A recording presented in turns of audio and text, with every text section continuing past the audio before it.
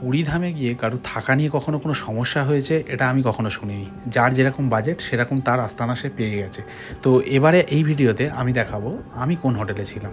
এমনিতে নর্মালি আপনারা sea beach বরাবর ডান দিকে প্রচুর হোটেল পেয়ে যাবেন, ছোট বড় মাঝারি, মানে বাজেট অনুপাতে সমস্ত ধরনের হোটেল রয়েছে। তো এবারে পুরী ভ্রমণের আমার আস্তানা ছিল লাইট হাউসের পিছনে একটি হোটেল।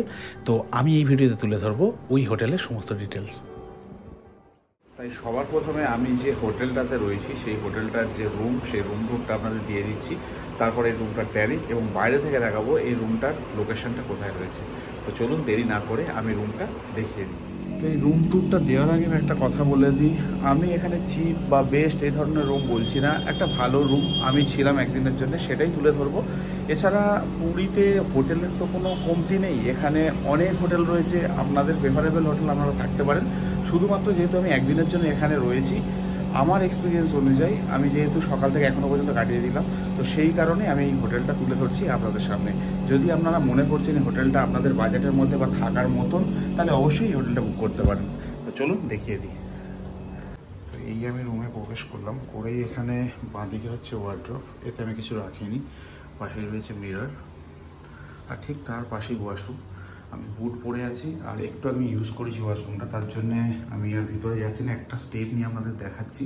তো পরিষ্কার পরিচ্ছন্ন, কোনো স্মেল নেই, ঠিকঠাক বলা চলে। আর যদি এদিকে আমি রুমের ভিতরে আসি, এই হচ্ছে বেড, ওখানে ডায়ালার রয়েছে, প্লাস ওখানে আপনার চার্জিং সকেট, ওদিকেও সেম। এখানে টিভি ইউনিট, টিভি যেটা প্রয়োজন পড়ে না। এখানে রয়েছে এসি, আর ওপর দিকে যদি দেখাই ফ্যান রয়েছে, ফল সিলিং রয়েছে, সোফা রয়েছে, এখানে ছোট্ট একটা টি টেবিল, প্রয়োজনীয় জিনিস রাখতে পারেন, আর সঙ্গে গ্লাস দিয়ে দিয়েছে ওরা। এখান থেকে একটু দেখিয়ে দিই, এই হচ্ছে কন্ডিশন। এবার যাচ্ছি আমি ব্যালকনিতে।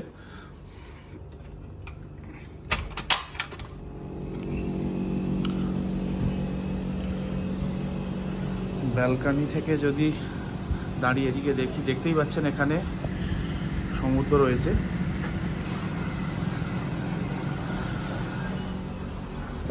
এসি ভালো কাজ করছে, গরমের সময় এসিটা খুব প্রয়োজন। আমি প্রথমে ভেবেছিলাম নন এসি রুম নেবো, সেক্ষেত্রে ভাড়াটা আরও কম পড়তো, কিন্তু ভুল হতো। যা গরম রয়েছে এই মুহূর্তে, মার্চ মাসের 16 তারিখ এখন বর্তমান টাইমে, যদি এসি ছাড়া আমরা থাকি কষ্ট হবে, বাইরে গিয়ে বুঝতে পারছি।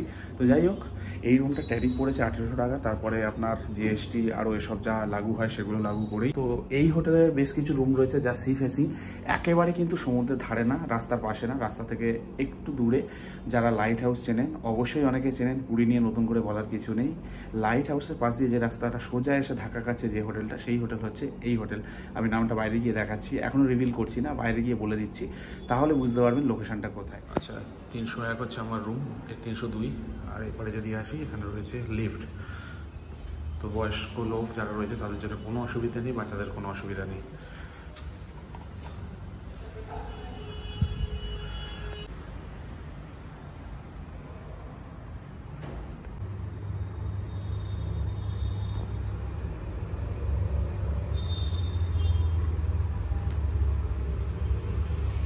তো এই হচ্ছে সামনে সমুদ্র, আর এই হচ্ছে আমার হোটেল দীপগঙ্গা ইন, বুঝতেই পারছেন। আর এই যে রুমগুলোর কথা বলছিলাম, এগুলো হচ্ছে সি ফেসিং রুম, কিন্তু ডিস্টেন্স এতটা পড়ছে, তবে ক্লিয়ারলি দেখা যায়। তো এটা নিতে পারেন, নাও নিতে পারেন, আমি সামনে থেকে দেখাচ্ছি। আচ্ছা, এই দেখে সবাই চিনতে পেরেছেন, এই হচ্ছে লাইট হাউস, পাশেই রাস্তাটা, আর ওই হচ্ছে হোটেল। মানে রাস্তাটা যেখান থেকে টার্ন নিচ্ছে পুরো ধাক্কা খাচ্ছে ওই হোটেলে।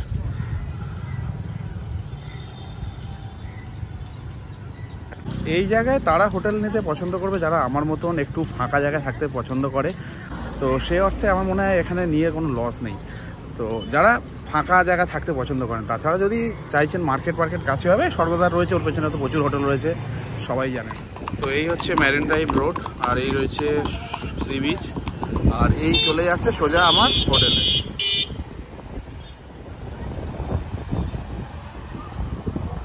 দেখতেই পাচ্ছেন সামনেই রয়েছে sea beach, walking distance 4-5 minute লাগে, তাও লাগে না। তো পিছনেই হোটেল।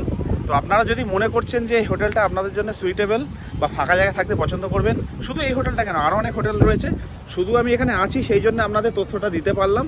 ভালো খারাপ না, পরিষ্কার পরিচ্ছন্ন। আর এখানে ট্যারিফ পড়েছে আমার 1800 টাকা। তো সেক্ষেত্রে দেখা যেতে পারে এই সময় একটু ট্যারিফটা কম হতে পারতো, বাট জিএসটি বিএসটি সব কিছু অ্যাড করে এরকম পড়ছে ভাড়াটা। তো সে যাই হোক, তাছাড়া আরও রুম রয়েছে, সেগুলো আমি ট্যারিফ লিখে দেবো নিচে বা ডিসক্রিপশানে পুরো ডিটেলে বলে দেবো। তো আপনাদের যদি মনে হয় যে আপনারা এরকম একটা হোটেল এরকম জায়গায় চাইছেন, তো আমি যেহেতু ছিলাম তো সেই হিসাবে বলতে পারি ভালো খারাপ না এখনও পর্যন্ত। তো আপনারা ট্রাই করতে পারেন যদি কখনও এই চত্বরে থাকতে চাইছেন।